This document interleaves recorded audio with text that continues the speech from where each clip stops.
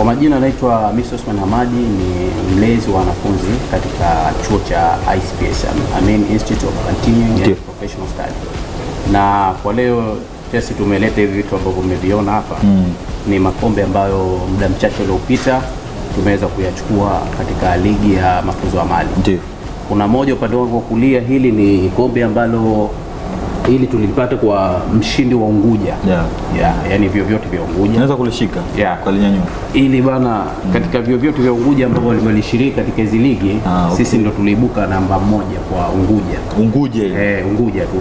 Na katika hii ligi ambayo ilikuwa iko katika sehemu mbili, Unguja tunashindana vio vya VTA na Pemba kule nao wakashindana. Kwa na mimi na Pemba mshindi wa kwanza alipata analo kama hili. Ndio. Na upande mwingine hili kombe hili tulilipata juzi tu tarehe 21 mwezi huu wa 9 pale Mau pale. Maana ilikuwa kuna almost kama wiki moja ambao kulikuwa kuna naona tiftifu pale uwanja Mau.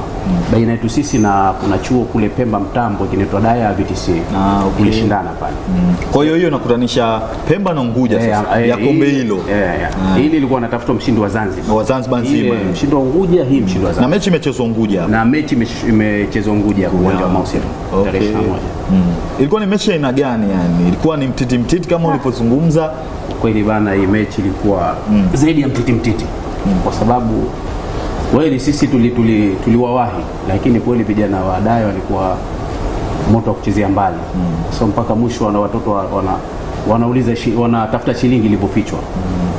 Mpaka pressure nyingine zinatupanda kama viongozi.